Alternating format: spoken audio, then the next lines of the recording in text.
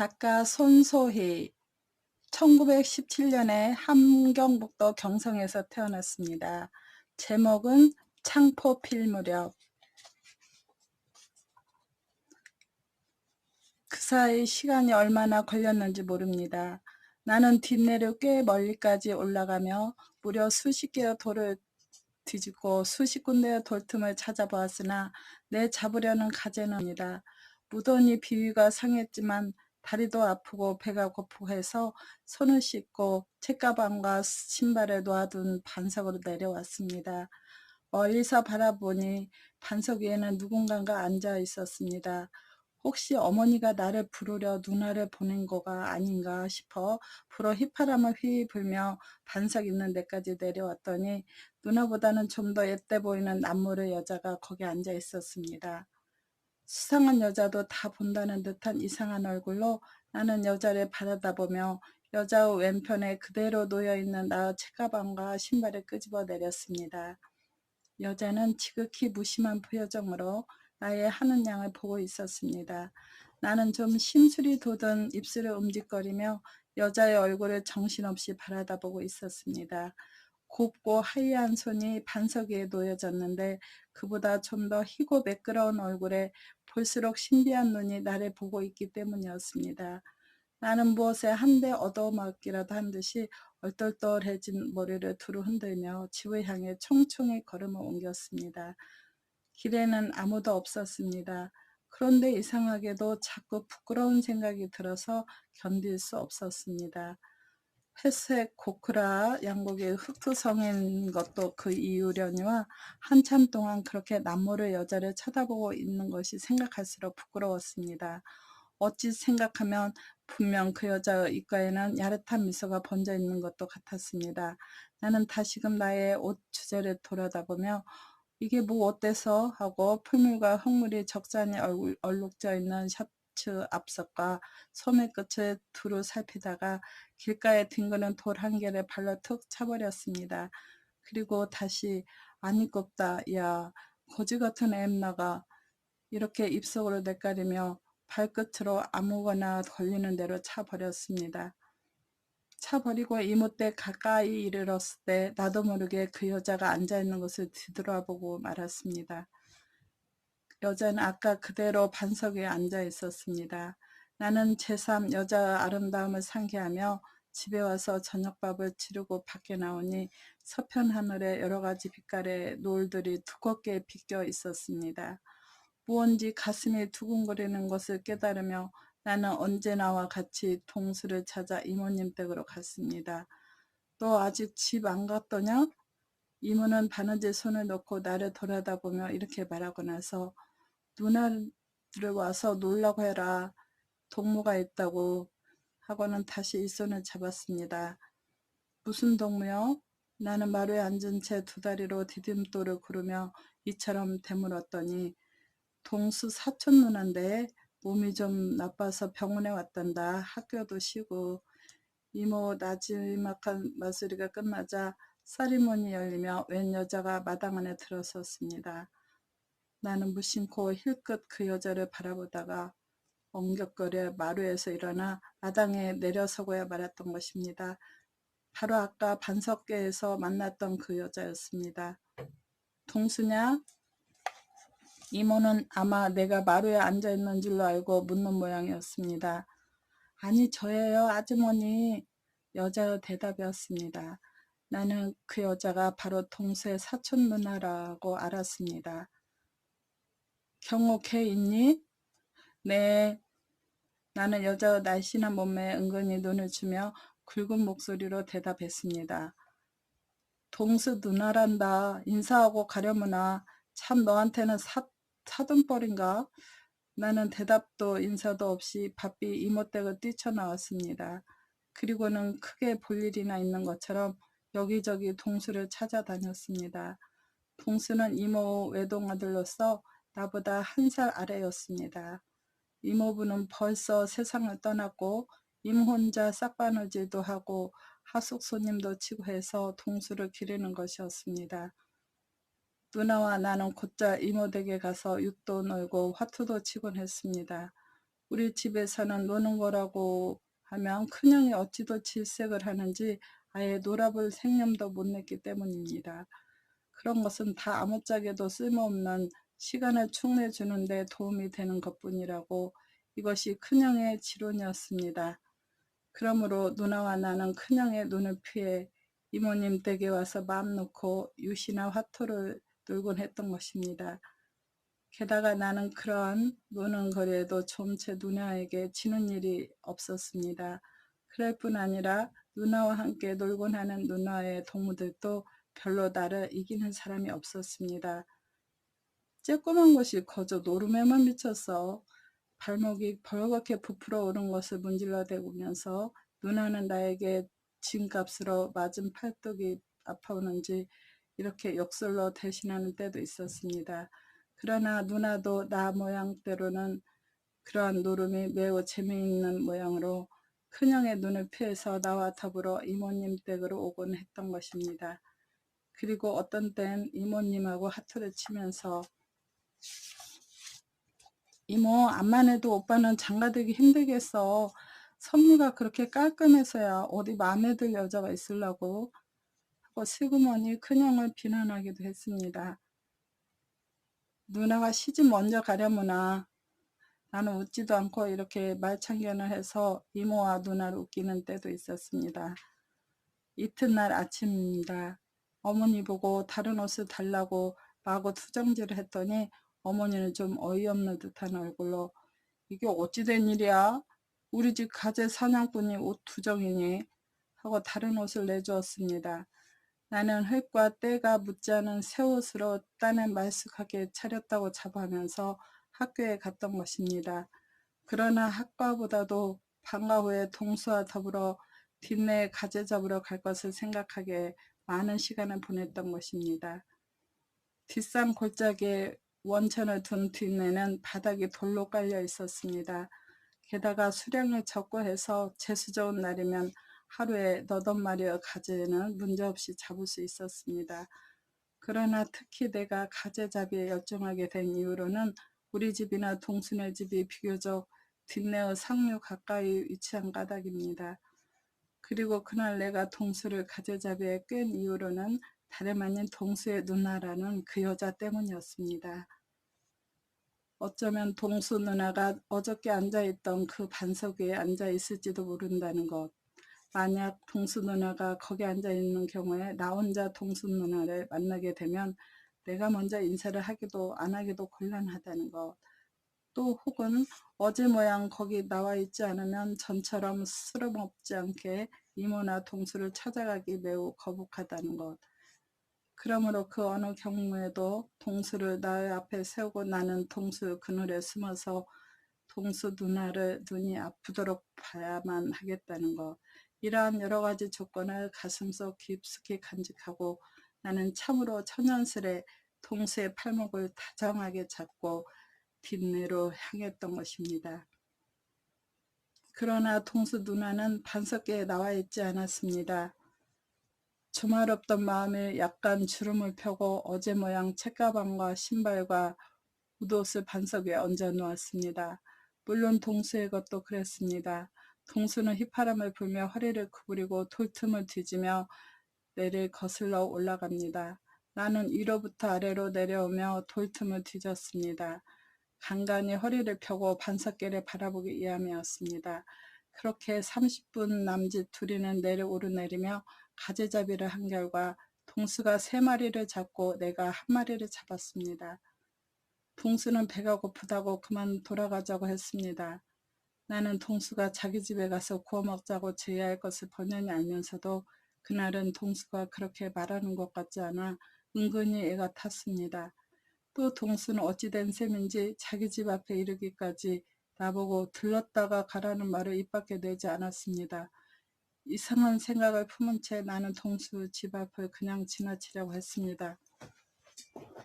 왜 안 들러? 이때 동수는 태평스레 웃으며 자기가 잡은 3마리의 가재를 꺼내 보였습니다. 아, 동수는 의뢰 내가 저희 집에 들릴 줄 알았었구나. 나는 이렇게 깨닫고 이내 동수의 뒤를 따랐습니다. 백약나무로 대문 기둥을 한 야트막한 동순의 함석집은 전과 조금도 다름이 없었는데 나는 어찌 그처럼 동수 집에 들어서기 주저되었는지 모릅니다. 마루를 지나 안방으로 들어가니 동수 누나는 잡지인가를 들고 있던가 저런 저 발목에 흙 좀 봐 하고는 동수를 향해 이마를 찡그리며 웃어 보였습니다. 나는 얼핏 나의 발을 내려다보며 얼굴이 붉어진다고 깨달았습니다. 동수는 걸레로 대강 발을 훔치고는 인두가 꽂혀있는 하루에 가재를 구우며 제가 3마리 잡은 자랑을 늘어놓았습니다. 그것도 나는 뒷내를 아래로 내려오면서 잡았는데 저는 내를 위로 올라가며 잡은 때문이라는 것이었습니다. 나는 행여 동수 누나가 나의 엉뚱한 속셈을 알아차리지는 않을까 싶어 가슴에서 맥박들이 두근두근 때리는 것을 누르듯 하고 억지로 웃으며 어저께 올라가면서 뒤졌으니까 그렇지 했더니 그럼 어저께는 잡아서 혼자 먹었구나 하고 동수는 저희 누나를 향해 웃었습니다. 나는 무안할 까닭도 없는데 또 얼굴이 지글거렸습니다. 그리고 어저께 내가 한 마리도 잡지 못했다고 동수 누나가 변명해 줄 것을 바라듯 동수 누나를 바라다 보았습니다.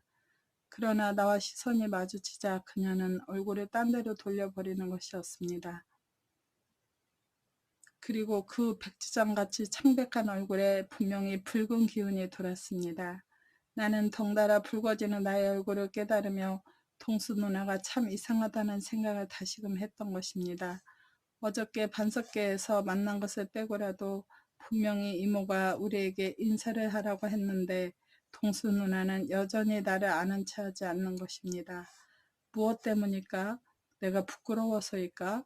천만에 그처럼 아름답고 나보다 나이도 훨씬 많은 여자가 나를 부끄러워할 이유는 눈꼽만큼도 없는 것이라고 나는 생각했습니다. 그렇다면 아직 소학교 6학년에 갓 올라간 내가 나보다 훨씬 나이가 위인 동수의 누나를 부끄러워할 이유는 뭘까? 그 신비한 아름다움 때문일까? 나보다 나이가 위이니만큼 공부를 많이 했을 것 같은 그 때문일까? 그러나 그 어느 편도 아니라고 나는 내게 대답할 수 있었습니다. 따라서 왜 동수 누나가 나를 외면하는지 또 나를 보고 얼굴이 붉어졌는지 나는 오직 내게만은 대답할 수 있을 것 같으면서 내 얼굴은 다시 엉망으로 붉어져 갔던 것입니다. 나는 일어나서 물을 떠먹는 체하고 달아진 내 얼굴이 식기를 기다렸습니다. 자, 이건 누나 몫이야. 동수는 다 구워진 그중 한 마리를 그 누나에게 넘겼습니다. 약을 먹는데 어떻게 그런 걸 먹니? 물속에 노는 고깃대 속에 돌멩이가 던져진 듯 나의 가슴은 동수 누나의 말소리에 다시금 설레기 시작했습니다. 그럼 누나, 우리 엄마 오기까지 화투치게 할까? 동수의 의견이었습니다. 그럴까? 지면 노래하기야. 싫어, 그냥 쳐. 싫어, 그럼 팔뚝치게. 팔목 때리기 말이지? 동수 누나는 약간 입가에 웃음을 띠고 나의 손에서 화투장을 받았습니다. 그러나 동수 누나는 끝내 나의 얼굴을 바라다보는 일이 없을 뿐 아니라 불어 그렇게 나의 시선을 피하는 것이 분명했습니다. 그리고 화투놀이가 진행되는 동안 아니야 그래 정도 말로 동수와 응대할 뿐 나와는 전혀 말이 없었습니다. 따라서 나도 혀끝이 굳어버린 듯 말이 잘 나오지 않았습니다. 그러나 나의 눈은 걷잡을 수 없이 동수 누나에게로 향해지는 것을 어찌할 수 없었습니다. 눈에, 코에, 이마에 나는 수없이 경탄을 던지며 무슨 신비한 것을 쫓듯 자꾸만 동수 누나의 얼굴을 더듬기에 체면도 있고 말았던 것입니다. 병신이나 미친 사람을 구경하는 그러한 심정은 물론 아니었습니다. 그것은 어디까지나 그 여자의 절묘한 아름다움 때문이었습니다. 그러나 그것은 단지 나의 눈에만 그렇게 비쳤는지는 모릅니다. 그리하여 그처럼 자주 동수 누나의 얼굴을 쳐다보곤 할 때문인지 처음엔 내가 동수에게 졌습니다. 나는 팔목에 굴뱀이가 지도록 동수에게 얻어맞았습니다. 다음번엔 또 동수 누나에게 졌습니다. 동수 누나는 단 한 번 살짝 나를 쳐다보더니 눈꼬리를 웃음으로 흘리며 나의 손목을 잡고 자기의 바른편 두 손가락에 코입김을 불더니 찰싹 소리 나도록 나의 굴뱀이 지지하는 발목을 때리는 것이었습니다. 나는 순간 바보 온다리를 생각하며 동순 누나를 쳐다보았으나 동순 누나는 눈을 내리깐 채 화투를 치기 시작했습니다. 다음번엔 꼭 이겨야겠다고 나는 몹시도 열을 내서 화투를 쳤으나 어찌 된 셈인지 거푸거푸 동수에게 지곤 했습니다. 때마침 동수 어머니가 저녁장을 봐가지고 돌아왔으니 망정이지 우리들의 화투치기는 언제까지 계속되었을지 의문입니다. 그 뒤로 나는 거의 날마다 저녁 무렵이면 동순의 집에서 화투치기를 했습니다. 때로는 밤늦게까지 논 일도 있었습니다. 그러는 사이에 나도 여러 번 동수 누나의 파란 핏줄이 어른거리는 그 하얀 팔목에 빨갛게 나의 손가락 자리를 내주기도 했습니다. 그러나 이상한 것은 동수 누나가 잘 웃지 않는 것이었습니다. 겨우 웃는다고 보면 그저 약간 미소만 띌 뿐이었습니다. 동수 누나가 온 지 한 반달쯤 지난 어느 일요일이었습니다. 내가 방에서 숙제를 마치고 나왔더니 동수 누나가 우리 누나의 방에 와 있었습니다. 나는 놀라움과 부끄러움 때문에 어찌할 바를 몰랐습니다. 때투성인 발도 그려러니와 오늘 벗기로 된 옷 티셔츠 더럽기란 말이 아니었습니다. 나는 인사할 겨를도 없이 어머니의 장롱이 놓여있는 방으로 뛰쳐갔습니다. 그리고 마구 장롱 서랍을 휘저어서 다른 옷으로 갈아입고 양말도 꺼내 신었습니다. 그리고 풀기도 빳빳한 광목 셔츠의 앞가슴과 귓삽을 바로 고르며 거울을 비춰보려고 경대를 향해 몸을 돌이켰습니다. 언제 들어왔는지 경대 앞에는 빗질을 하다 말고 나를 바라보는 큰형이 앉아 있었습니다. 뭐냐? 몹시도 서둘러댄 나를 언제부터 보고 있었는지 누나를 번득이며 큰형이 나를 나무라는 것이었습니다. 나는 나의 모습을 거울에 비춰볼 것을 단념하고 방 밖에 나와서야 옷 갈아입었어요. 볼멘 대답을 했던 것입니다. 뿐 아니라 그렇게도 즐겁고 분주하던 나의 마음은 나이 없이 우울해지기 시작했습니다. 무언가 큰형은 빤히 나의 마음속을 꿰뚫고 들여다보는 것만 같아 다시 누나의 방에 들어갈 용기가 나지 않았습니다. 나는 울상이 되어 나도 모르게 동수의 집으로 발길을 옮기고 있었습니다. 동수는 장제를 타고 앉아 콧노래를 흥얼거리다가 나를 보자 장제에 올라오라고 했습니다. 나는 누나랑 어디 놀러가는 모양이니 우리 따라 붙자고 동수를 깨웠습니다. 그리하여 나와 동수는 다름질치듯 해서 우리 집에 이르렀던 것입니다. 그러나 누나의 방 안에 이른 우리의 발길은 못 박힌 듯이 거기 그 자리에 그냥 서 있어야만 했습니다. 누나의 방엔 동수 누나와 함께 큰형이 앉아 있었던 것입니다. 큰형의 얼굴은 그날 아침 따라 유난히 광채가 났습니다. 면도를 갓한 때문인지 흰 와이셔츠에 담청색 폼 넥타이 때문인지 그 이유는 알 길이 없습니다. 나는 잔뜩 짜증이 난 얼굴로 누나야! 하고 목매인 소리로 불렀습니다. 불러서 어떻게 무엇을 청구하겠다는 생각도 없이 그저 왈칵 그렇게 누나를 부르고 말았던 것입니다만 아마도 누나가 방에서 큰형을 쫓아내려는 부탁을 그렇게 부르는 것으로서 대신했을 것입니다. 누나는 눈이 둥글해서 울상이 되어있는 나의 앞에 나타났습니다. 그러나 막상 누나를 대하고 보니 얼른 누나에게 할 말이 생각나지 않았습니다. 그래서 한다는 소리가 빨리 동순의 집에 가서 화투치게 해 했던 것입니다. 누나는 손가락으로 자기 입술을 가리키고 나서 살짝 큰형 쪽을 돌아다보며 오빠 이 애들 용돈 좀 주세요 하는 것이었습니다. 큰형은 아무 대꾸 없이 돈 20전을 누나에게 건네는 것이었습니다. 나는 손을 뒤로 돌리고 누나를 흘기며 그냥 서 있자니까 동수가 손을 내밀었습니다. 오늘 우리는 영화 구경을 간단다. 너희는 가재 사냥이나 하렴. 누나는 내가 용돈이 적어서 그러는 줄 알았는지 핸드백에서 또 20전을 꺼내주었습니다. 동수는 웬 떡이냐는 듯이 입을 벙실거리며 나의 팔을 끼는 것이었습니다. 나는 동수에게 끌려 나오다가 힐끗 누나의 방을 들여다보았습니다. 동수 누나는 방 한 구석에 머리를 숙인 채 그림같이 앉아 있었습니다. 나는 얼굴을 쳐들고 하늘을 보는 채였으나 자꾸 눈꼬리에서 눈물이 흐르려고 했습니다. 얼핏 동수 손을 뿌리치고 눈에 벌레가 들어갔다고 마구 두 눈을 문질러 대고는 눈을 씻어야겠다고 또 동수네 집에 들렀습니다. 동수 누나가 먹는 약이 한약이니만큼 어디 가기 전에 어쩌면 약 먹으러 올는지도 모른다는 생각에서였습니다. 그러나 동수 누나는 약 먹으러 오래도록 나타나지 않았습니다. 할 수 없이 우리들은 가재 사냥을 떠났습니다. 간밤에 누나의 일행이 늦게 돌아왔기 때문에 나는 동수 누나가 돌아오기를 기다리다 못해 집에 돌아오고 말았던 관계로 끝내 동수 누나를 만나지 못했습니다.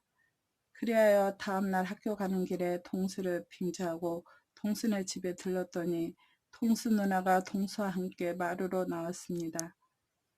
옥색 숫고사 저고리에 달걀색 메린습 치마를 입은 동수 누나는 다른 어느 때보다도 예뻤습니다. 참으로 그날 아침에 동수 누나의 아름다움은 보는 사람으로 하여금 황홀케 하였습니다. 나는 입을 벌린 채 구두를 신고 있는 동수 누나를 쳐다보았습니다. 사두님, 어저께 가재가 많이 잡혔을까? 동수 누나는 구두를 신고 마루 아래 내려서서 나를 바라다보며 이렇게 말했습니다. 나는 금시에 홍당무가 된 얼굴을 처리할 길이 없어서 동수 누나 모양 마루 아래 내려서서 못 잡았어요 한 마리도 퉁명스레 대답했습니다. 반달 남짓한 동안 우리는 거의 날마다 하투도 치고 트럼프도 놀았지만 한 번도 보통 대화는 한 적이 없었습니다. 기분 나쁘니? 동수는 묵묵히 길만 걷고 있는 나를 보고 저희 누나의 말에 기분 나쁘냐 나에게 묻는 것이었으나 나는 전혀 그와는 반대였습니다. 그날 오후입니다. 나는 학교가 끝나는 대로 집에 가서 책가방을 던져놓고는 곧 동순의 집으로 달려갔습니다. 동순의 집에는 우리 누나도 와 있었습니다. 동순 누나는 무언가 걱정스러운 얼굴로 우리 누나와 소곤거렸습니다. 그러면 우리 누나는 머리를 옆으로 저어가며 무엇인가를 역설하는 것 같았습니다. 나는 저만큼 물러앉아서 그저 그녀들이 하는 동작만 바라보고 있었습니다. 흡사 주인이 뜯고 있는 뼈다구가 행여나 던져질 것을 기다리고 있는 개 모양. 어서 그들의 이야기가 끝나주기만 기다리고 있었습니다. 그러나 이야기가 끝나자 동수 누나는 옷을 갈아입고 우리 누나와 함께 나갈 채비를 하는 것이었습니다. 나는 무엇을 더 생각할 여유도 없이 누나 구경 가지? 나도 따라갈 테야 하고 큰 소리로 외쳤습니다. 배낮부터 무슨 구경이니? 누나는 뜻이 있듯 웃으며 대답했습니다. 그럼 어딜 가? 나도 갈걸 하였더니 오빠가 우릴 불렀는데 하는 누나의 대답이었습니다. 오늘 또 큰형이 동수 누나한테 한턱 내는 거라고 알았습니다. 그러자 동수 누나가 정말? 하고는 우리 고개를 가요동하더니 나 두통이 나서 싫어 집에 있을 테야 했습니다. 나는 속으로 수없이 박수를 치면서 좋아했습니다. 아이 어떻게 하나? 우리 누나는 발을 동동 굴렀으나 동수 누나는 듣지 않았습니다. 그리고 우리 하투나 치자고 했습니다. 우리 누나는 그럼 다녀오마고 하더니 돌아오지 않았습니다. 동수 누나는 잠자코 나와 하투를 치다가 동수가 늦어지나 봐. 우리 이따가 놀까? 나를 달래듯이 말을 했습니다. 나는 동수 누나가 눕고 싶어서 그러는 줄 짐작하고 곧 집으로 돌아왔습니다. 집에는 뜻밖의 큰형이 일찍 들어와 상에 엎드려 무언가를 쓰고 있다가 누나를 험상궂게 굴리며 경모야, 너 요즘 왜 밤낮 이모님 댁에만 처박혀 있니? 오늘 저녁부터는 다시 갖다 봐라. 아주 조그만 것이 공부는 않고 노름 장난에만 정신이 빠졌어 하고 나무랐습니다. 전 중학교 선생님이란 게 아주 채심머리도 없이 사돈색실 호려내려고 하면서 속으로 이렇게 형을 비방하며 그러나 책상에 마주 앉았습니다. 그것뿐 아니라 그날 저녁엔 꼼짝없이 형의 감시를 받으며 공부를 했던 것입니다. 그리고 내가 공부를 마쳤을 때 누나가 들어오더니 무슨 이야기인지 큰형과 둘이서만 가만가만 속삭였습니다. 나는 자리에 드러누워 동수 누나를 생각했습니다. 동시에 내가 어리다는 것도 생각해야 했습니다. 그러나 나는 동수 누나가 큰형의 색시가 되는 데 대해선 끝까지 방해를 놓아야겠다는 생각도 했습니다. 그리고 며칠 동안 동수네 집에 가지 않겠다는 결심도 했습니다. 왜냐하면 동수 누나에게 나의 간절한 심정을 알리는 길이란 그것뿐이기 때문이었습니다. 그리하여 이틀 동안 동수네 집에 가지 않았습니다. 사흘째 되는 날입니다. 너 왜 우리 집엔 안 와? 우리 누나가 와서 하투 치재더라. 동수가 일부러 학교에서 오는 길에 찾아와서 이렇게 말하는 것을 싫어. 우리 가재 잡으러 나가자. 하고 나는 곧 뒷내로 동수를 씁니다. 행여 그 반석 위에 동수 누나가 나와 있기를 기원하면서. 그러나 동수 누나는 거기 없었습니다. 나는 그 반석 위에 동수 누나가 앉았던 그대로 앉아보았습니다. 무언지 분명히는 모를 슬픔이 멀리서 아득히 고여오는 것만 같았습니다. 그리하여 나는 그 아득한 슬픔을 찾아 떠나듯 동수를 깨어 뒷산 골짜기에 꽃을 따러 갔습니다. 골짜기에는 버무 부채도 있고 은방울꽃도 있고 꽃창포, 초롱꽃이 여간 많지 않았습니다. 우리는 그런 꽃들을 소나기가 벌도록 꺾어가지고 동수네 집으로 왔습니다. 동수 누나는 무슨 편지인가를 읽다가 당황히 그것을 감추며 사돈님 참 여러 날 만이네요. 그새 왜 안 놀러 왔어요? 얼굴이 발그레해서 나를 바라다보는 것이었습니다. 그러자 나의 대답을 가로채듯 누나 꽃 봐. 동수가 어리광을 피며 꽃을 내미니까 아이 좋아라. 이걸 다 어디다 꽂니? 참 사돈님 것은 가져다 누나 드리세요. 그녀는 그 사늘이 반짝이는 눈으로 나를 바라다보았습니다. 나는 허리를 구부려 나의 꽃을 주워들고 한참 동안 꽃을 바라보다가 밖으로 나왔습니다. 그리고 그 집 대문 밖에 나서자 꽃 묶음을 동댕이 치고 그대로 집을 향해 걸음을 옮겼습니다. 너 어디가 아프냐? 누나가 이모댁으로 오는 길이었습니다. 왜? 아픈 사람 같구나. 누나는 또 우체부하러 가니? 큰형은 편지를 전하러 가느냐는 뜻을 이렇게 물었던 것입니다. 조그만 것이 이런 일에 참견이야. 언제는 나와 한패 안 했어? 누나는 대꾸 대신 나를 흘기고 나의 앞을 지나갔습니다. 조금 뒤였습니다. 이모님 댁에서 돌아온 누나는 동수와 함께 꺾어온 꽃을 어쨌느냐고 묻기에 땅에 떨어뜨려서 밟아버렸노라고 했더니 그럼 다음날 가서 꺾어다 달라고 했습니다. 그럼 하고 대답은 했으나 정말로 꺾어다 줄 생각은 별로 없었습니다. 그날 밤 나는 큰형의 감시를 받아가면서 공부를 끝내자 또 미꾸라지처럼 큰형의 눈앞을 새어나와 동순의 집으로 갔습니다. 마침 이모는 마실을 갔는지 없고 동수는 잠이 들었는데 동수 누나만이 편지 같은 것을 읽고 있다가 사돈님 혼자 오셨어? 하고 상냥스럽게 웃었습니다. 나는 목이 잠겼는지 얼른 대답이 나오지 않았습니다. 그러다가 동수 누나 저때 우리 큰형이랑 함께 놀러 갔죠? 하고 말이 툭 튀어나왔습니다. 누나에게서도 동수에게서도 이미 들어서 아는 사실을 그렇게 물은 것은 내간엔 비방한노라고 한 것입니다. 참 내가 여기 온 다음날 사돈님 혼자서 가지잡이 했죠? 동수 누나는 나 무릎엔 대답하지 않고 반대로 이렇게 물었습니다. 네. 나는 동수 누나의 얼굴을 들여다보면서 나직이 대답했습니다. 그래 그날 많이 잡았어요? 아니요. 아 그래서 그날 기분이 나쁘셨군? 아니요. 그럼 그날 내가 잘못 봤나 봐? 아니요. 잘 보셨어요. 노할 때의 사돈님은 어른님 같아. 나는 얼굴이 붓다 못해 막 서로 미당기며 눈알까지 붉어지는 것을 어찌할 수 없었습니다. 그래 고개를 푹 숙여버린 채 간신히 침을 삼키고 나서 화투장을 긁어보았더니 그녀는 몹시 다정하고도 부드러운 목소리로 이렇게 말했습니다. 우리 둘이서 하트 한번 칠까요? 그래서 사도님이 지면은 사도님은 노래를 부르고 내가 지면은 과자를 사기로. 그래 우리는 곧 하트치기를 시작했습니다. 나는 반드시 내가 이긴다고 자신했으나 그만 지고 말았습니다.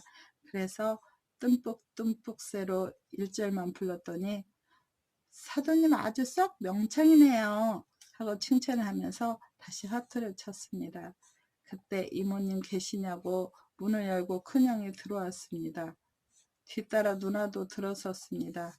큰형은 대뜸 나와 멱살을 잡고 문 밖으로 끌고 나오더니 뺨을 몇 대나 갈겼습니다. 만약 누나가 쫓아와서 말리지 않았다면 나는 무지무지하게 맞았을지도 모릅니다. 그 뒤로 나는 며칠 동안 동순의 집에는 영 가지 않았습니다. 큰형의 감시도 감시려니와 동수 누나의 앞에서 멱살을 잡혀서 나오는 것이 몹시 창피했던 까닭입니다. 그러나 뒷내에는 거의 날마다 다녔습니다. 물론 동수 누나가 거기 나와 있지 않으리라는 것을 알면서도 꼭 가재가 많이 없다는 것을 알면서도 나는 마치 하나하나 돌로 성을 쌓는 그와도 같은 심정으로 돌틈을 뒤지며 가재 사냥을 했던 것입니다. 그리하여 나는 며칠이 지났습니다. 그날은 마침 반공일이라 나는 다른 날보다 훨씬 일찍이 뒷내로 갔습니다. 뒷내에 가서 생각하니 갑자기 못 견디게 동수 누나가 그리웠습니다. 그래서 행여나 하고 동수 누나가 나타나기를 그 반석 위에 앉아서 기다렸습니다. 그러나 아무리 기다려도 동수 누나는 물론 아무도 나타나지 않았습니다. 나는 곰곰이 생각한 끝에 뒷내어 상류를 따라 올라갔습니다. 산골짜기에서 꽃을 하나를 꺾어가지고 동수 누나를 찾아갈 결심을 했기 때문입니다. 산 골짜기에는 꽃이 얼마든지 있었습니다. 나는 먼저번과 같이 은방울꽃을 비롯하여 초롱꽃하며 밤꽃, 범어부채와 꽃창포를 여간 많이 꺾지 않았습니다. 더욱이 꽃을 꺾으려 생각하니 단오가 며칠 남지 않았습니다. 그때 동수 누나의 고운 머리채를 위해 한 무더기의 꽃창포를 송두리째 뽑기로 했습니다. 그리하여 나무 옹지를 삽 대신으로 창포의 주위를 흙에서 도려내고 있었습니다. 그때 어디선가 나직한 그러나 썩 훌륭한 남녀 합창이 들려왔습니다. 어떤 사람들인가 호기심이 끌려서 노랫소리 나는 쪽을 향해 살금살금 올라갔습니다. 올라갈수록 소나무 숲이 깊어서 원래는 노래하는 남녀가 어디 앉아있는지 알 수 없었습니다. 그러나 좀 넓은 나무 아래 있는 잔디밭에 앉아 그것도 나직이 노래를 부르는 두 남녀를 발견했던 것입니다. 나는 소나무에 달라붙은 채 한참 동안 그냥 서 있었습니다. 동수 누나가 암만 해도 큰형은 색시가 될 것만 같다고 형에게 얻어맞은 뒤로 생각하지 않은 바는 아니었습니다만 막상 형하고 있는 동수 누나의 뒷모습을 바라다 보니 견딜 수 없는 슬픔이 가슴을 쥐어짰습니다. 나는 우는 대신 돌아서서 얼핏 돌을 주워들었습니다. 그리고 나는 뒤에 서서 그들을 향해 던졌습니다. 분명히 큰형을 노리고 아니 아무도 노리지 않고 그냥 던지기 위해서만 던진다고 생각하며 던진 돌이 뜻밖의 참으로 뜻밖의 동수 누나의 등을 각이었던 것입니다. 동수 누나는 논란 때문인지 아파서인지 앞으로 고꾸라지는 듯했습니다. 형은 고꾸라지는 동수 누나를 부축하면서 창랑이 주위를 둘러보고 누구야? 어떤 놈이야? 외쳤습니다. 나는 곧 몸을 숨기며 꽃 무더기 있는 데까지 달려왔습니다. 그리고 꽃창포 무더기를 파내는 것을 단념하고 꽃 묶음을 안고 그 반석계로 다름질 쳤던 것입니다. 새삼스레 어머니 품속같이 포근한 반석이었습니다. 우선 꽃 묶음을 내려서 물에다 담가놓고 그 곁에 오래도록 앉아 있었습니다. 얼마나 앉아 있었던지 해가 기울기 시작했습니다. 나는 꽃을 들고 그러나 새삼스레 꽃창포 무더기마저 파오지 못한 것을 뉘우치며 흡사 도둑갱이 모양 살금살금 동순의 마당 안으로 들어섰습니다. 들어서는 순간 나는 모든 것을 다 짐작할 수 있었습니다. 그리고 동수 누나의 병이 다 낫기까지는 다시 가재 사냥을 하지 않으리라고 대뜸 마음먹었습니다. 왜냐하면 흰 가운을 입은 간호부와 의사가 집안에서 나오고 우리 누나와 큰형이 맥없이 마루에 서 있었기 때문입니다. 큰형은 나와 꽃을 보자 너 산에 갔더냐? 언제? 하고 재쳐 묻는 것을 나는 빤히 큰형의 얼굴을 쳐다보면서 지금 막 이렇게 거짓말을 하지 않을 수 없었습니다. 꽃은 왜? 했습니다. 나는 누나가 부탁해서 꺾고 왔노라고 대답했습니다. 그리고 내가 동수 누나의 얼굴을 보았을 때는 그녀의 얼굴은 초승달 빛처럼 창백했습니다. 산에 놀러 갔다 와서 2대가량이나 피를 쏟았다고 밤에 동수가 나에게 기뜸해 주었습니다. 피를 쏟은 것은 충격이 원인이라고 덧붙였습니다. 돌에 등을 맞아 몹시 놀란 것이 원인이 되어 충격 때문에 그처럼 심한 각혈을 했다는 것입니다. 그것이 의사의 진단이라는 것입니다. 마치 나의 행동을 변호하려는 고의적인 진단과도 같다고 생각했습니다. 동수 누나를 놀라게 하고 충격을 받게 한 것은 분명히 내가 던진 돌이니 말입니다. 내가 던진 돌이 그녀의 각혈을 유발한 것입니다. 돌, 원수의 돌. 나는 주먹을 쥐고 웅크리고 몸부림을 쳤습니다. 떨리는 주먹으로 눈물을 닦고 또 닦고 했습니다. 그리고 나는 몇 번이나 동수 누나의 앞에 엎드려 나의 죄를 고백하고 싶은 것을 참고 입다금 가만가만 흐느껴 울었습니다. 그로부터 한 열흘쯤 되었습니다. 동수 누나는 서울대학병원으로 간다고 이모님 댁을 떠났습니다. 큰형은 꽤 멀리까지 차를 함께 타고 전송을 했습니다. 그로부터 한 20날 됩니다. 내가 학교에서 돌아오니 동수 누나의 부고가 와 있었습니다. 이내 집을 빠져나와 뒷내의 상류가 있는 산골짜기를 찾았습니다. 이미 꽃이 져버린 꽃창포 무더기가 반쯤 뿌리를 드러내놓고 있었습니다. 나는 다시 형과 동수가 앉았던 자리에 가보았습니다만 동수 누나를 죽음에 빠뜨리게 한 돌멩이는 보이지 않았습니다.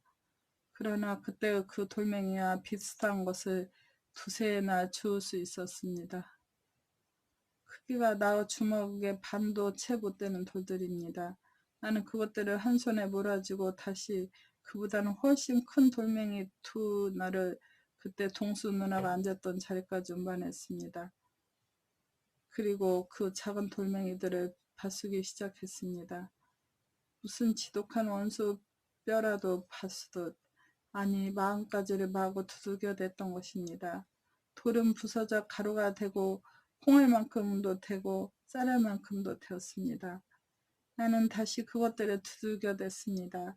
드디어 나 왼편 무명지가 터지면서 뚝뚝 피가 들었습니다.